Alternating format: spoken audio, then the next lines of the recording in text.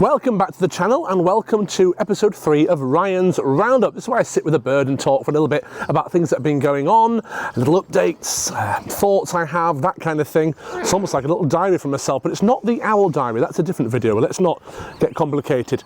I've actually got one of my eagles with me and she's so heavy that I've had to put a bow perch on this box here to allow me to rest my arm while I hold her like this, because she does weigh a good 8 pounds or so. This is Athena, she's one of my steps eagles. We've got a Storm as well in the aviary behind me. I don't know if she's going to pop her head through the gaps at any point during the video. She might, I don't know.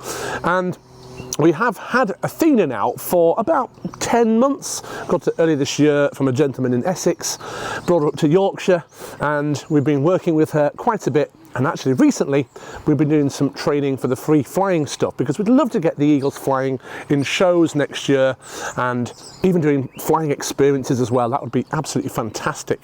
The reason why we have 2 steps eagles is because they are considered to be quite a placid species. You know, some species of eagle, like golden eagles for example, far more aggressive, even bigger, more powerful, whereas these guys have got reasonably small feet but a lovely big wingspan, and this means that they are an eagle. They have the size and grandeur of an eagle without that kind of aggression, which for the work we do, display work, makes life much easier. We want them to be doing a flying show next year and have an eagle catch someone's dog, for example. In fact, when it comes to golden eagles, it's quite rare that people actually fly them in shows. They're more for hunting. There are a couple of places I know of. In fact, the only place in the UK I know of is a bird of prey centre in Wales where they actually have a golden eagle in shows, because that particular centre, and I can't remember the name of it right now, so I'll pop a note on the screen now of it, and I'll put a link in the description below as well. That particular centre has one of every type of native British bird of prey. So it really is the British bird of prey centre in a sense. I think that might be what it's called. But certainly they've got the red kite, the European buzzard, the European kestrel, the golden eagle, of course, white-tailed seagull, and lots of different owls and things like that. But yeah, these birds are fantastic, and I'm so pleased we've actually got the eagles. They are a bit of a challenge to work with. As you can see right now, she's having a go at the glove. When I first got her out of the aviary, she gripped a little bit. She doesn't usually, but today she did, and now she's relaxing a bit there. And this is really good to do actually with the birds, is to spend time just sitting with them, studying them, watching them.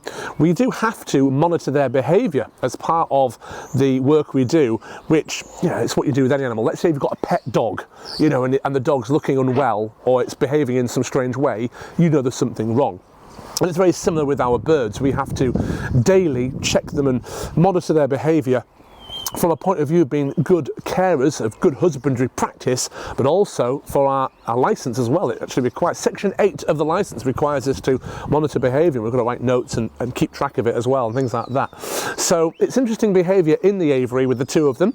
Usually this one we can pick up straight away. It's Storm who likes to run around a bit before we can get her on the glove. But once they're on there, they're quite steady. And I haven't had much time recently to actually do any training with them in terms of free flying, but this is why I have a big team of people to help.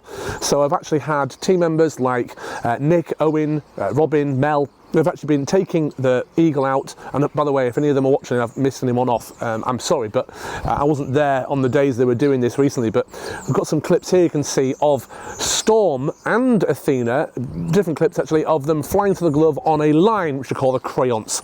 So starting off with the crayons, getting them confident enough to jump to the glove for food, and then at some point we'll just say, right, let's pop the GPS transmitter on, set them free and see what happens. So eagle training, we'll keep you updated on that on the channel here, of course. So I've got my little list as normal. I've gone for a pad this time because if I have a bit of paper and any of the birds flap their wings, it gets blown off. Do you like the look of that? Yeah, it's not edible. Careful. Eagle flying training. Christmas Advent videos, yeah. So what I did back in October, I think it was, went to a little evening market in a large hotel with the fiance, excuse me, and we found on one of the stalls this advent calendar. It had our owls on it, some illustrations of owls, and it was my fiance Dee who actually said, now what you could do a video where you have the every day of the Advent, you open up the thing and it kind of zooms in and you have something happen. And we said, okay, well, what should we do? And we thought in the end, yeah, owl facts, that'll work quite well.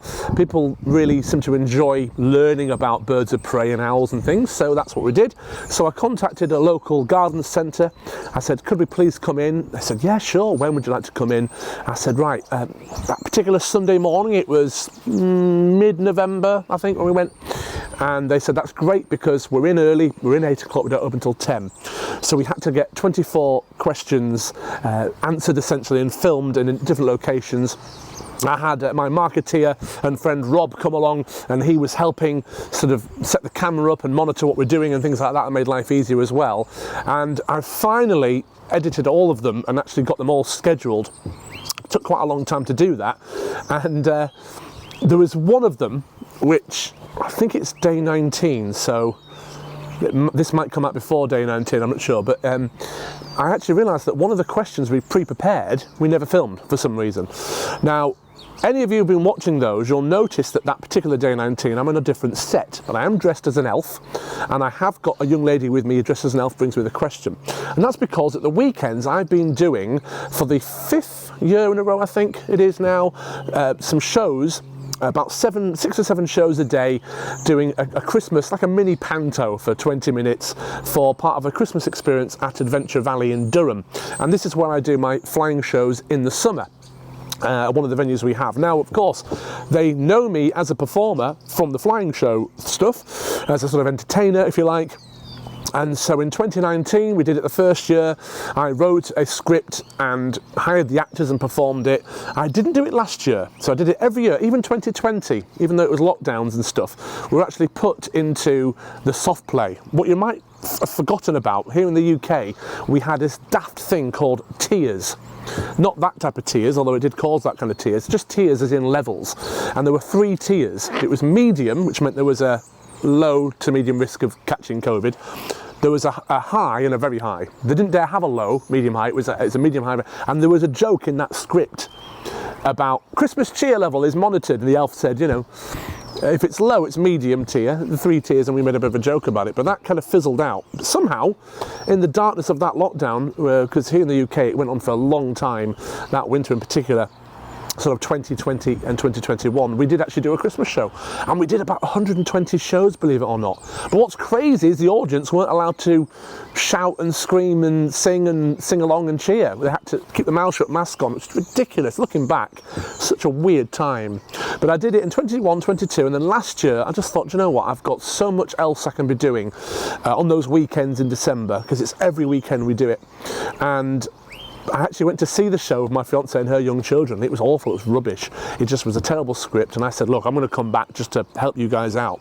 So I've been doing that show every weekend, and I'm doing bits of admin on my MacBook in between shows backstage, and that's when I realised, oh, I've missed one of the facts, so I filmed it quickly on stage.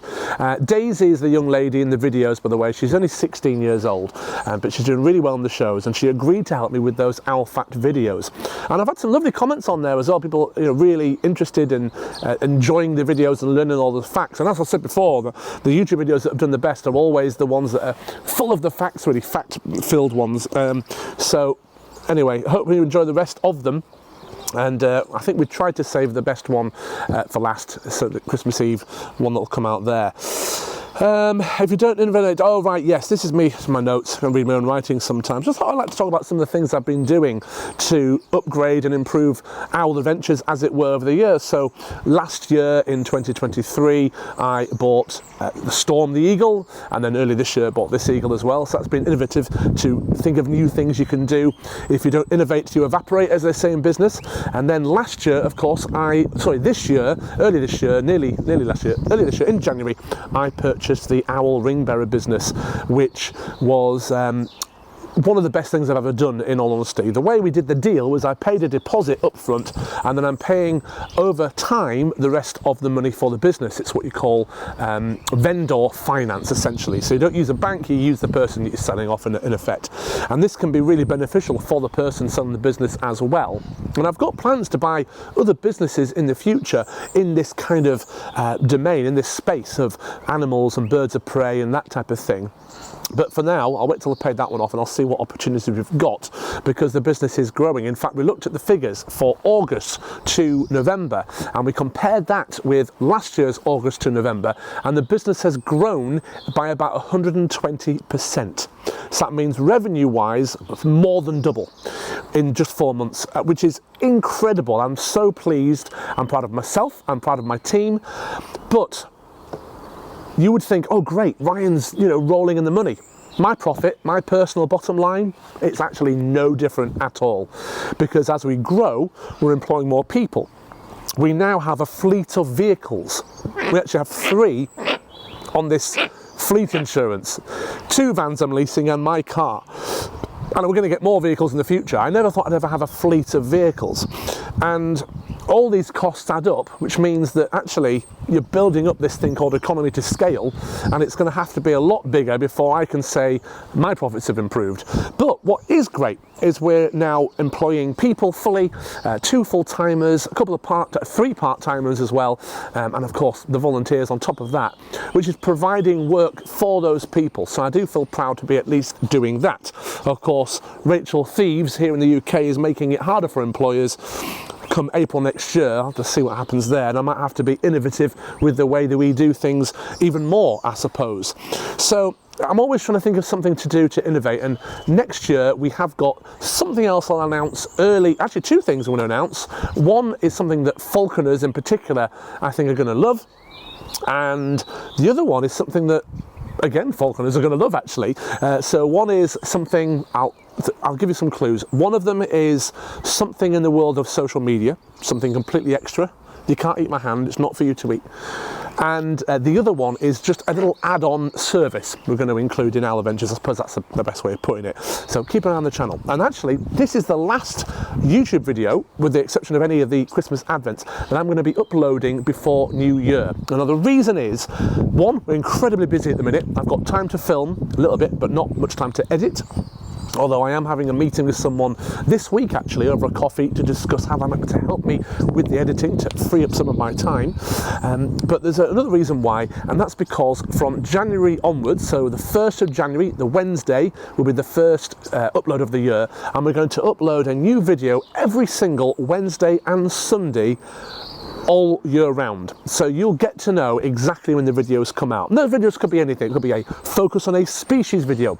It could be an owl diary, which is kind of a vlog showing us what we're doing as we're going. It could be a video like this. It could be something more for falconers, something more for people who like cute, furry, fluffy animals. It could be a story documentary style video. We've got some of those planned next year, which we'll be filming over the course of a few months. Either way, that's when the videos will be uploaded. So I've got to now film and edit and produce a number of videos, so I'm ahead of myself. And that is some of the work I'll be doing over the next couple of weeks, the last part of this year, so that we can always schedule those videos every Wednesday and Sunday. I'm aware from the analytics on YouTube that we are getting about 25% of our viewers from UK, about 25% from USA, and then the other 50% is a mixture all around the world. I think Australia might be 3rd on the list. So looking at that, I do think about that kind of thing, and I also have some ideas for some videos where we're going to compare, British owls with American owls, or British eagles with the English eagles, and do like little kind of top trumps type videos, which I think will be quite interesting. And I'm going to have to do another video as well soon on the differences in falconry, as in the sort of techniques, the laws of the land, as it were, to America and UK, because they are very, very different. So that's something I'll certainly be doing as well. So yeah, this is the last video as such, standalone video for now, but you have got the rest of those Advent videos coming out. So really excited about 2025 and the things we're doing, and we'll showcase it all on here, of course. I put here a note: sleeping can be difficult. Growing a business, the thing about me at the minute is that I'm kind of like the jack of all trades. I'm a falconer, I'm a trainer for staff, I'm a manager, I'm an entrepreneur, a business owner, I'm a father, I'm a fiance, and I've got to fit all of those things into my week. There's just not enough days. And some days recently I've been waking up at 4 AM to start work, and then in between the day I might take the kids to school, I might go food shopping, whatever, and I haven't finished work sometimes till 8 o'clock at night. have a bath, go to sleep. And I've done that just to try and keep up on top of my to-do list. Now, it's all my own fault. If I'm overwhelmed, it's my own fault for taking on too much. But I have an achievement I'm trying to reach. I've got a target. And I'm ambitious, and I know that. That's a very noisy motorbike. The street's like a quarter of a mile away. How loud is that? That's so rude when I'm trying to film something. But the point is, I think what has happened recently is I've reached a point where I've worked out my limit, because about a month ago I started to get a little bit ill sometimes. I started to feel, and I thought maybe I had a virus. And in the end, I think it was actually stress. And I am not the sort of person who gets stressed easily. I'm very resilient, I can cope with a lot, and I can cope with a lot on my plate, but it just got to the point where I was actually losing sleep. I was actually waking up early, not because I set the alarm to get on with work, just early, and I couldn't get back to sleep. It'd be 3 a.m, I'd take the dog for a long walk around the city, off lead, for an hour, and then I'd be at the desk, looking at the marketing, looking at the planning.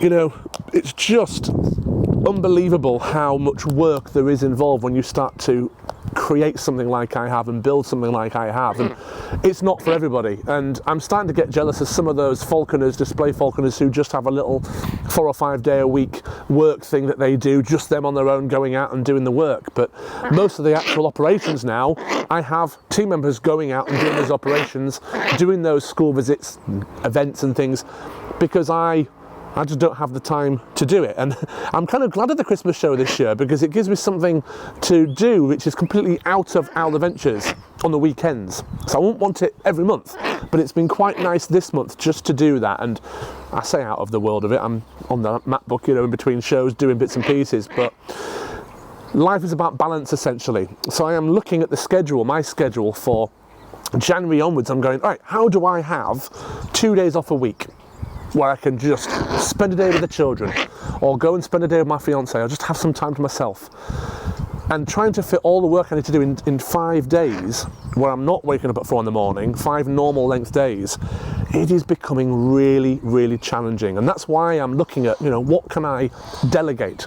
Can I afford to pay someone to edit the videos for me and upload them? Because every video we're going to do, we're going to start not only putting it on YouTube, but also our Facebook page, our TikTok and our Instagram, and I think some of them might have to be slightly edited down versions. We're also going to do shorts as well, clips from each video to help promote those videos. So it's a lot of work, editing and uploading. So, a lot of the admin stuff, my admin manager or PA, whatever you like to call her, Danny, is doing an incredible job. And when she replies to emails and queries and leads, far better than me. That's the reality. And that's really what it's about, employing people. It's about employing people who are actually better than me at doing the work, because you're investing in people essentially, aren't you? So I've reached my limit. I know where the limit is, and I'm definitely feeling better about the future. It's good to know not only what you want to achieve, but sort of how you're going to achieve it, and also what your limits are as well. Now, I'm really pleased I got this bow perch to rest my hand on, because this girl, she is very, very heavy. We feed her on quail mostly. Both eagles are mostly on quail, but trying to have them flying, we need them at some kind of flying weight. We're still trying to figure their flying weights out. Of course, being such a large bird, she'll have quite a large ratio of movement of which her flying weight's at, unlike something like a small bird of prey, like a kestrel or something like that. So that makes it a bit easier to play around with the flying weight, but you want them keen enough but not too keen, and we like to try and set a minimum weight for all our birds. I've been doing some aviary work actually recently. Over here I've got a new aviary we've just built for the Harris hawk. We've actually got 3 Harris hawks living here, or Harris's hawks, and they're all going to be free lofted permanently very soon. At the minute we're swapping them around a little bit. Some are temporarily tethered, sorry, but we're nearly there with it. You can't eat them. I'm not even going to let you try.